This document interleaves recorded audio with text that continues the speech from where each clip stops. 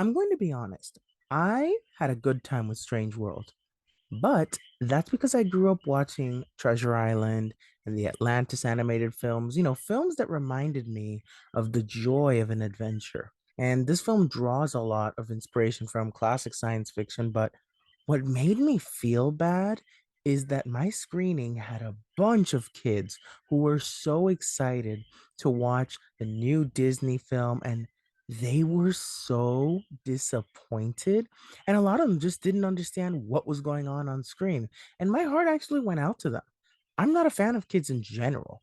If I don't get a seat all the way at the top of the theater, I usually get one kid that constantly kicks the back of my seat. I'm kind of tempted to turn around and, go fee, fi, fo, fum because I am 6'2". But I've been that kid that goes into a movie and I'm so excited to watch it, and it ends up being very disappointing and kind of bores me throughout. And I was like, maybe they were better off seeing Lyle Lyle Crocodile, a film that I actually think is very good and perfect for the family. And I bring that movie up because that's the comparison I'm going to make here in terms of a movie that's marketed for kids and is actually meant for kids versus this film, which is unfortunately another scenario where a studio markets a film as targeted for kids when it really isn't. Hello, everyone, and welcome back to For the Agenda. If you're new here, welcome. My name is Huang, and on this channel, I essentially watch mainstream content and let you know if it's worth your time because your time is valuable and no one should tell you otherwise. So, today I'm going to be talking about the newest film from Disney, Strange World. So, when I saw the trailers for this film, I was like, oh, that looks like a classic 50 style science fiction movie. That sounds pretty cool. Now, I personally thought Strange World was fine. It was good, but I do have problems with it. And one of my biggest problems with this film is this movie is not well marketed because aside from being marketed again as a 50 style sci-fi movie, which clearly it isn't, the cuts also made it seem much more exciting than the film actually was. It's also not a kids movie, which is the other thing that this film states in the trailers that it is. The kids in my theaters, in fact, did not like it. I haven't seen kids turn on a Disney film like this ever. They were quite disruptive for a bit as they weren't even distracted by the colors on screen. And not to say they were causing mayhem or anything, but you could feel in the room that they were just not into it. They weren't enjoying themselves, and some of them just didn't know what was going on, so they didn't know what to do. And you know what? You felt bad for them. You even felt bad for the parents who were in there struggling to help their kids keep their eyes on the screen. And some, I even heard one parent trying to explain it to the kids of what was going on. The film, in my opinion, is really meant for teenagers and older audiences who love sci fi adventures. As teenagers, are more likely to understand the mature themes and messages that this film has regarding generational trauma, love and loss, acceptance for who you are, and who you're trying to become as you find yourself. The film is also for the adults who love Jules Verne's work. I think a great example is Journey to the Center of the Earth. As someone who enjoyed that book, it made this film a lot more fun from the adventurous side. Fun fact though, when Borders existed, I actually read that book there, but I never got the physical copy and I regretted it. Store closed and corrected that mistake years after Borders closed, thanks to a $5 copy from Barnes and Noble that I found. God, I miss Borders. And if you don't know what that store is, please don't tell me. I don't want to feel ancient. But back to the point, that memory I unlocked does lead to a point. To the kids at heart who love sci fi adventures, this will remind them of other films that they've experienced from the past that created their love for the genre back in the day. And you can tell that this film was trying to be a love letter to that genre. And the inspirations that this film draws from were quite cool to see, like a reimagining of, which is also honestly a bit of a downside. Because if I'm thinking of where the inspiration is from, I don't think the concept is original or has a strong enough identity to separate itself from it, which is another problem I have with Strange World. Also, narratively, there were like three plots going on at once, and while they do manage to resolve everything, It is a lot to get there, and you do feel it in the pacing. That 102-minute runtime felt like almost 2 hours. It also tries to tackle both arguments of technology, both being an advancement to our society and also what could lead to our demise if we're not careful and not more environmentally friendly. Film also tackles legacy and how we go about finding what ours will be. There's a lot going on here. It's a huge melting pot of ideas here, and it's honestly also quite a predictable story. You see the twists coming from a mile away, and sometimes predictable works in other genres. But we go to a sci fi adventure, at least I do, to be dazzled and be surprised by the unknown and the unexpected. And unfortunately, this didn't do that for me. Unfortunately, I do have to say that the film at times did feel like a hodgepodge because again too many themes are being introduced. The film is not well defined. When you try to explain what happens in this film, you realize that the film from a story perspective is almost a hot mess. Once you get through the mini tangents trying to properly explain it, you do get from point A to point B.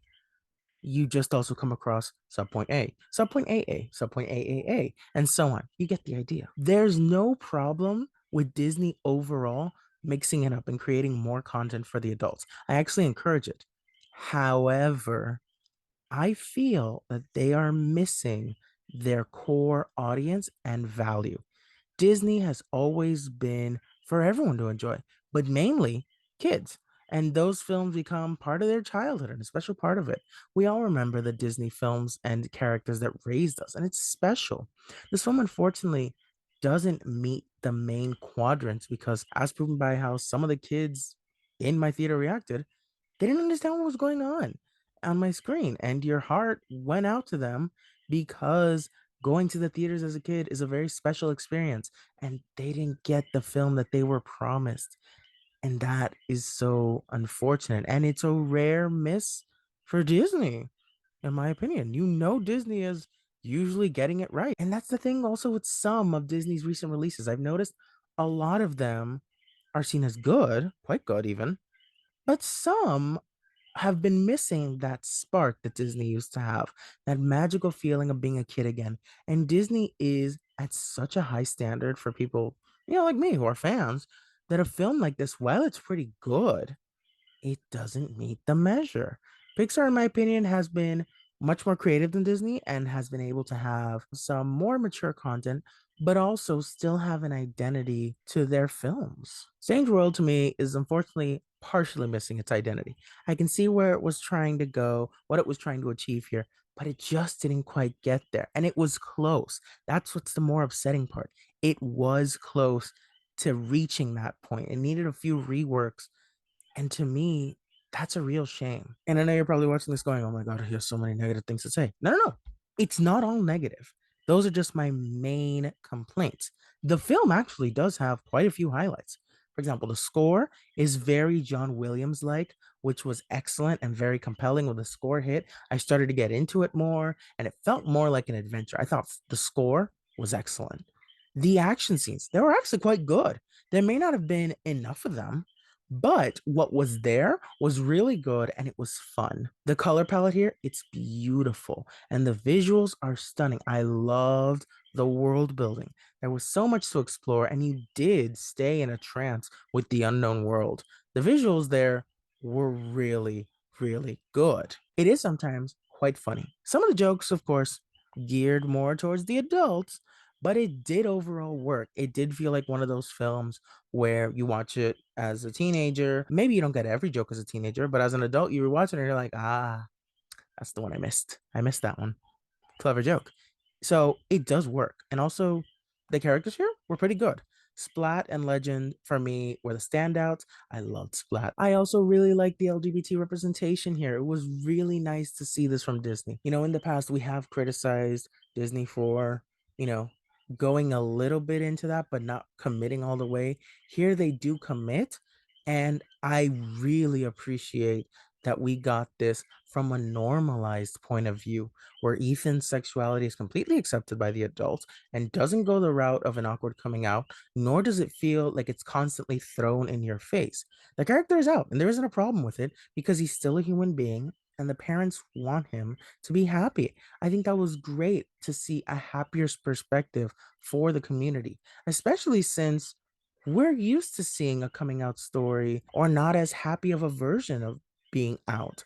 Projects like this and Heartstopper are really ushering in this kind of storytelling, this more positive route, and it's wonderful. And aside from the LGBT representation, Ethan overall is such a great character, and I loved when his character was on screen. He felt like he should have been the lead. The story should have revolved around him, not the adults. I'm going to get to that in a bit. I thought Ethan was very relatable and very easy to root for. And the voice acting by Jabuki Young White was actually quite good. The voice acting, again, is quite good across the board.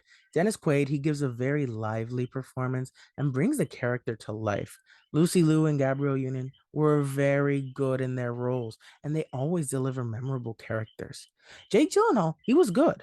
Not on the same level as the others I've mentioned, but still good nonetheless. And I think the reason I feel this way has more to do with the lines he was given to deliver in the script and not his performance. Because Jake Gyllenhaal is a very talented actor, but the lines he was given here, I don't know. He punched them up as much as he could, but they weren't strong enough. Also, his character has like this red accessory, and I'm like, is that a red scarf, Taylor? That reference was understood all too well, let me tell you. Now, for me, this is not Disney's strongest effort.